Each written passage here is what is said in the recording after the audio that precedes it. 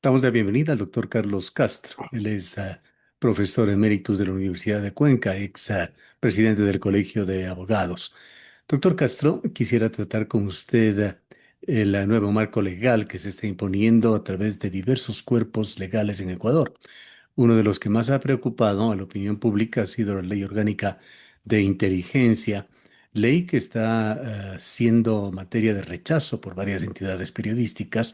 Fundamedios lo ha hecho, otras están analizando para pronunciarse, pues varios de sus artículos preocupan a la comunidad periodística por los efectos que puedan llegar a tener en el desarrollo de sus actividades, pero los efectos van mucho más allá. Quisiera conocer su punto de vista. Respecto de su pregunta, Gustavo, debo señalar que hay que hacer una distinción de entrada. En primer lugar, todos los ecuatorianos y ecuatorianas hemos considerado necesario que se pueda mejorar lo que se llama la capacidad de inteligencia y contrainteligencia del Estado para poder enfrentar con éxito al crimen en sus diferentes manifestaciones. Pero en lo que no se puede estar de acuerdo es que esta ley de orgánica de inteligencia esté redactada de tal manera que yo le he calificado como una suerte de ley talla única, una suerte de ley embudo, porque allí en la interpretación que pueda darse, peor si esta es laxa, pueden caber conductas que no son de tipo criminal, pero que sin embargo se les pueda interpretar que de alguna manera están en contra del marco jurídico, del gobierno de turno, del Estado, y pueda aplicarse para los temas políticos esta ley, que es lo que preocupa, ¿no? Porque esta ley está inspirada en el concepto de prever o neutralizar el tema de actos delincuenciales, conductas delincuenciales. Pero si usted relaciona esta ley con el tema de los grupos armados organizados, entonces usted puede encontrar que allí puede tranquilamente deslizarse la calificación de conductas delincuenciales para actividades que no necesariamente son delincuenciales y que tienen que ver, por ejemplo, con la defensa de derechos, la resistencia social, el tema de la protesta frente a reivindicaciones ciudadanas o territoriales de diferentes zonas del país, y eso preocupa. Y porque además se va a instituir el espionaje oficial y los requerimientos de la información, me parece a mí que están regulados con tal amplitud que no solamente se exige la información a instituciones públicas, sino a cualquier persona natural o privada, y lo que es más, hay violaciones también a las propias normas constitucionales que establecen derechos de información y comunicación y, por supuesto, a la intimidad. Esta Tal ley manera, materializa o se materializa en una institución que es el Sistema Nacional de Inteligencia, que entendemos tendrá una estructura física, es decir, con personeros, habrá un jefe o como se le llame, de ese Sistema Nacional de Inteligencia, que será una persona peligrosamente poderosa, además con poder discrecional para disponer acciones de inteligencia, contrainteligencia, involucrando esto una serie de entidades, tanto públicas como privadas, incluso profesionales, ha dicho, dentro de el ámbito de investigación, entidades a las cuales se les obligará a entregar información de todo tipo. ¿Qué es lo que puede deducir usted hasta donde se conoce el momento de este Sistema Nacional de Inteligencia? bueno, en ese punto, Gustavo, los sistemas nacionales de inteligencia existen en diferentes países, tanto y en países de diferente signo ideológico y político. Claro, La pero ley lo crea. hacen con filtros, pesos y contrapesos democráticos y legales. Este Así tendría es. gran amplitud. No tendría, por ejemplo, que pasar filtros en la mayoría de los casos por la función judicial. Autorización de un juez. Efectivamente, dependiendo del grado de institucionalidad democrática que tengan los estados, pues eso dependerá de si existen o no garantías de que pueda aplicarse la ley de inteligencia en el sentido para el que fue creado. Pero en un país como el nuestro, y revisando la historia nacional, pues estos marcos normativos se han prestado efectivamente para direccionar sus acciones de inteligencia y contrainteligencia más bien contra grupos sociales organizados, ya sea en el movimiento sindical, popular, ciudadano, o contra medios de comunicación que mantienen una actitud independiente, objetiva, crítica, o contra sectores políticos de la oposición o críticos del gobierno de turno. Ya hemos pasado por eso. Ahora se legaliza el tema de, por ejemplo, el requerimiento de información a los medios de comunicación sin respetar, por ejemplo, el secreto de la fuente, el resguardo de la fuente, que es una garantía establecida tanto en nuestra Constitución cuanto en tratados internacionales que el país ha suscrito y que tiene que obedecer. Entonces, sí, hemos de decir que si bien en diferentes países existen los sistemas nacionales de inteligencia y contrainteligencia, sin embargo, depende mucho del carácter del régimen que esté en el poder, si es un régimen de carácter democrático, apegado a la Constitución, o si es un régimen autoritario, más bien con perfiles de arbitrariedad y hasta totalitarios. Entonces, dependiendo del carácter del régimen y de la fortaleza institucional democrática y de controles, como usted bien decía, de pesos y contrapesos, esta ley puede funcionar muy bien para establecer los tamices que vaya dirigida esas disposiciones a la lucha contra la delincuencia común, organizada, el narcotráfico, otros delitos que hoy son inclusive de carácter internacional. Pero conociendo la situación en nuestro país y con la experiencia que tenemos, es obvio que nada bueno presagia la presencia de esta ley. Peor si usted complementa, insisto, lo que las disposiciones de la ley de solidaridad nacional, como antes se llamaba, de desarticulación de la economía criminal, con la ley orgánica de inteligencia. Y uno se puede imaginar fácilmente que sí, se va perfilando en el país una legislación autoritaria, en donde quisiera algún momento conversar más ampliamente.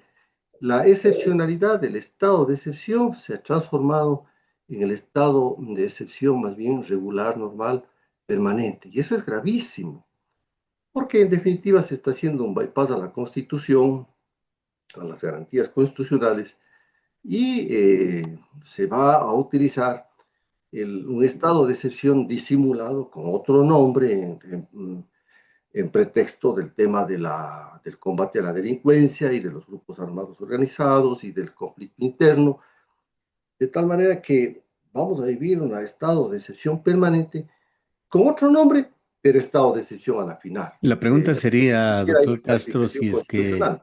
estamos a tiempo de detener esta situación que va hacia un camino totalitarista, en el cual la amplia discrecionalidad queda abierta en beneficio de esa entidad rectora del SNI. Aquí lo único que cabe es una acción de control constitucional.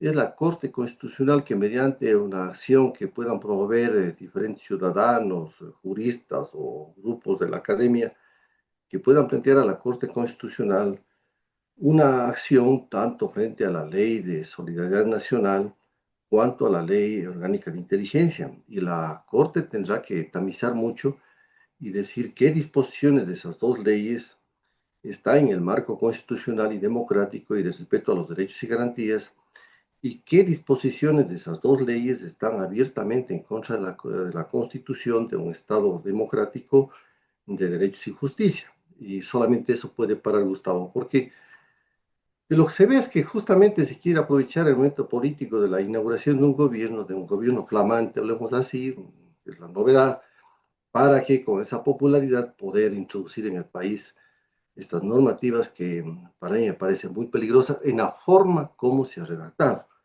Usted tenga presente que además esta ley orgánica de inteligencia se redactó a una velocidad del rayo. Si se llegó a la Asamblea, se la aprobó en bloque y inmediatamente se publicó en el registro oficial.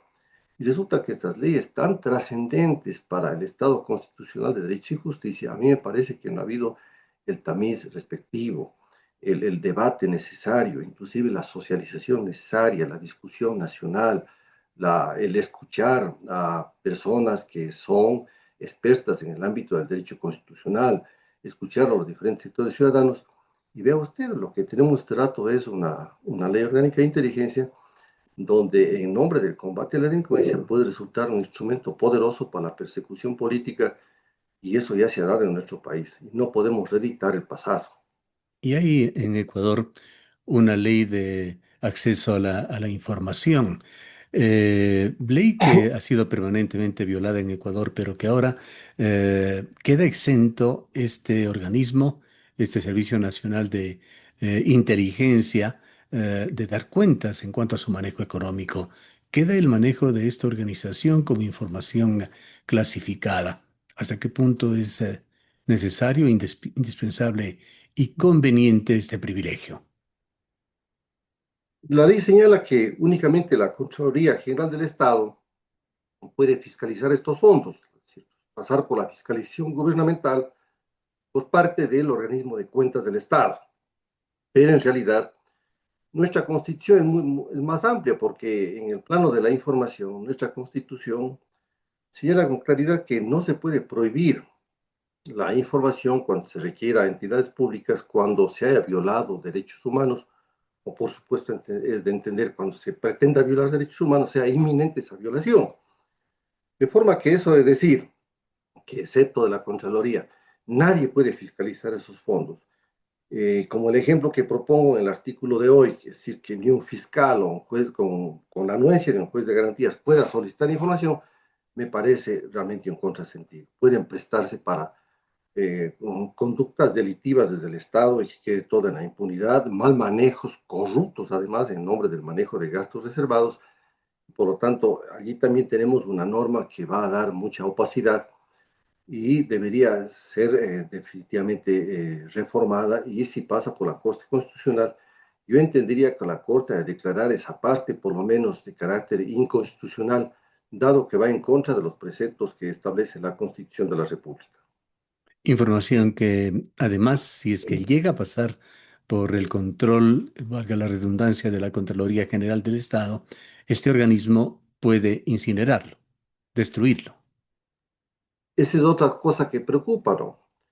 Si no es malo, si no ha sido mala la utilización de esos fondos especiales reservados, si han estado dedicados para el combate a la delincuencia común, organizada, al narcotráfico, ¿qué tiene que ocultarse?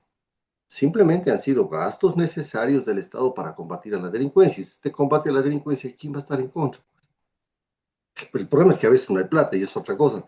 Pero si extiendo dinero, si extiendo los fondos asignados en el presupuesto general del Estado, usted invierte correctamente en el tema de la lucha delincuencial, nadie puede estar en contra. Entonces, ¿qué se quiere ocultar? Se oculta solamente lo malo, ¿no le parece? Entonces, ahí hay la sospecha de que pueda haber también una situación laxa en la utilización de esos fondos, no precisamente para el tema de la lucha delincuencial, sino canalizar esos fondos para otros objetivos, inclusive objetivos de contratar personas que simplemente se les requiere desde el gobierno, a lo mejor para que presten ciertos servicios y que se camufla con gastos pagados, ¿no es cierto?, para ese efecto. Eso ya sucede en algunas instituciones, ¿no? Ese tipo de contrataciones. Entonces, pero si usted es transparente y esté en la línea de utilizar esos fondos en la lucha contra la delincuencia, me parece que no hay motivo para que se diga que se quemen luego todos los documentos y solamente conste el acta donde ha incinerado los documentos, que me parece realmente una cosa muy peligrosa. Y ese otro aspecto que permite cambios de identidad en sujetos que se pertenezcan al sistema de seguridad. Bueno, de la información existente en otros países y en nuestro propio Código Orgánico Integral Penal, hay acciones donde la ley da una cierta forma de cobertura a algunos agentes que practican tareas muy dedicadas en el tema del descubrimiento del delito y de sus autores. Peor en tratándose, ¿no es cierto?, de delitos que tienen un nivel de trascendencia tremenda en un país, como son delitos, por ejemplo, de terrorismo, sabotaje, cosas por el estilo. Ahora, esto de llegar a otorgar una doble identidad, insisto, en un país donde carece de institucionalidad y donde las instituciones y las normas no son utilizadas en el recto sentido, sino se orientan para otros fines, también es un peligro, porque hay que ubicarse en nuestro país. Nosotros no tenemos una tradición cultural de legalidad, de constitucionalidad. Somos un país donde campea la arbitrariedad, donde el poder político y la conducta del poder político y también en ciertas circunstancias de la oposición desbordan el derecho. Esa es la característica permanente de nuestro país. ¿Cómo pretender que en nuestro país pueden funcionar instituciones y normas que el contexto cultural no lo permite? Hay otros países donde sí, por su cultura, su tradición de respeto a la legalidad, de la constitucionalidad, donde existe además una ciudadanía que está alerta y que es consciente, pues las cosas funcionan. Pero en nuestro país las situaciones igual pueden ser utilizadas con una enorme dosis de arbitrariedad y permitirse la doble identidad que pueda ocultar a personas que han cometido más bien inconductas en nuestro país. ¿Qué riesgos se ponen sobre las comunicaciones en el país? No solamente las tradicionales comunicaciones escritas, epistolares, cada vez son utilizadas en menor proporción. La gran cantidad de la autopista de la información está en el espectro electromagnético y en el ciberespacio. ¿Qué pasa en cuanto a la privacidad de estos canales? Bueno, la verdad, Gustavo, que con el tema del desarrollo de las tecnologías de la información y de la comunicación y de los sistemas tecnológicos para acceder al espectro de la información que está en el ciberespacio, eh, pues la intimidad de las personas cada vez más va reduciéndose. Ese espacio necesario de vida independiente, autónomo, íntimo, restrictivo, que nadie puede meter las narices y que es necesario para el propio, eh, para la propia vivencia social, para el propio desarrollo de la personalidad, de la integridad personal, en fin. Ese tema de la intimidad se lesiona tanto, a tal punto de que este rato no hay espacio para la intimidad y eso no puede ser. Ese es propio de los estados totalitarios, ¿no? En donde el tema de la privacidad, la intimidad va reduciéndose tanto porque el Estado empieza a meterse hasta en la sopa y hasta empieza a determinar las conductas más íntimas de las personas. Eso es propio de legislaciones totalitarias, de gobiernos totalitarios. Preocupa de esa situación. ¿Quién puede estar este rato tranquilo? Si usted está andando con su celular y viene un agente y dice, usted es sospechoso de tal o cual situación del Estado, tenga la bondad de checarme el celular y venga para que firme el acta de confidencialidad de la utilización de esa información. ¿Qué confidencialidad puede haber? Pues, Gustavo, si nosotros conocemos aquí cómo actúan muchos elementos, no digo todos, por supuesto, de la fuerza pública. Puede inclusive negociarse con la información, puede utilizarse esto para el chantaje. Nadie puede sentirse ahora tranquilo. Si la información personal sometida a un control laxo, sin filtros, y que de día o de noche, en cualquier lugar que usted se encuentre, en cualquier circunstancia, pueda ser requerido para que le dé su información de un celular, de una computadora, de una laptop, lo que sea. Forma que esto es una cosa monstruosa, ¿no? Incluso llega esto a conversaciones de carácter privado, a secreto profesional, al extremo, como le decía el asambleísta Gerardo Machado, de si se quiere requerir la confesión ante un cura, este tendría la obligación de entregar esos contenidos al Estado.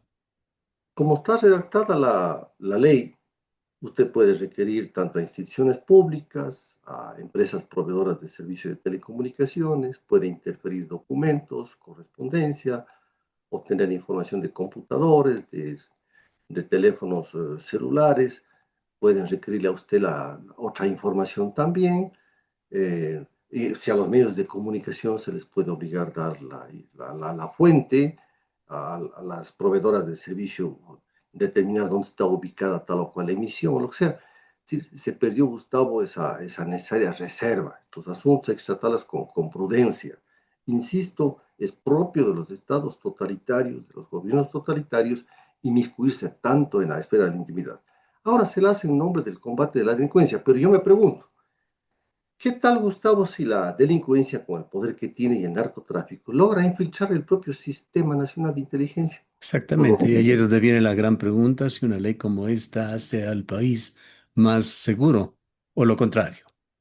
No, no creo que esto contribuya a la seguridad. En múltiples ocasiones he señalado, basándome en experiencia, en la información internacional, en los estudios que existen, que el tema de, en nombre de la lucha por la seguridad, contra la delincuencia, cuando se atacan los derechos, las garantías, se destrozan los sistemas constitucionales, los controles constitucionales del poder, simplemente usted abona un terreno donde todo significa violencia, fuerza contra fuerza.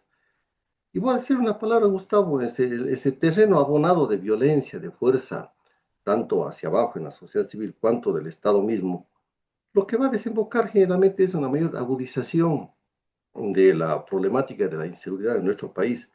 Es abono inclusive para el surgimiento de grupos paramilitares, para prácticas policiales corruptas y, insisto, hasta se puede negociar con la información.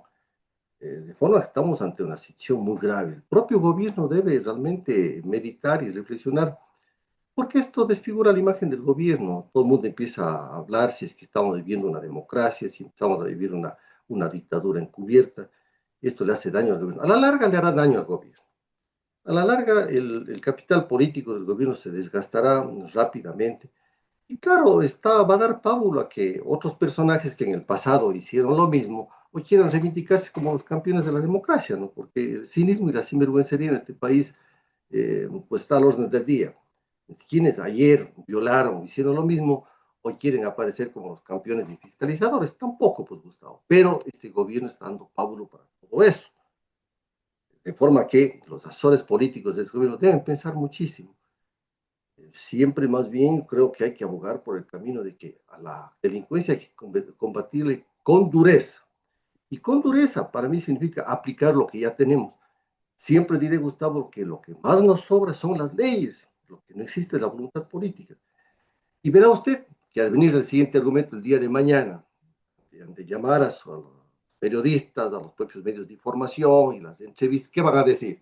Mire, ahora el gobierno del presidente Novoa tiene todas las leyes en sus manos. No pueden quejarse de que existe una ley que no tenga. Todo tiene en sus manos. Ahora vamos a estar alertas a ver si disminuye la violencia. Bien. Realmente queda una serie de otros aspectos que no Más tenemos profundo.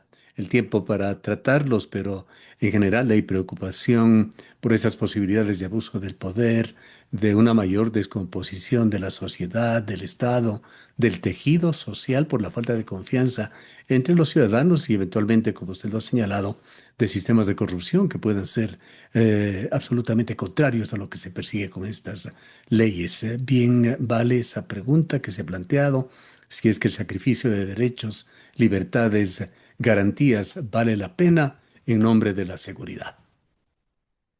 Sí, pues hay el tema de balancear entre el tema de la seguridad y libertad. Algunos afirman que a mayor libertad, menos seguridad, ah, y viceversa. Pero creo, Gustavo, de que la experiencia histórica demuestra que los estados más bien con altos niveles de institucionalidad, de democracia, de constitucionalidad, han tenido más éxito en la lucha en contra de la delincuencia.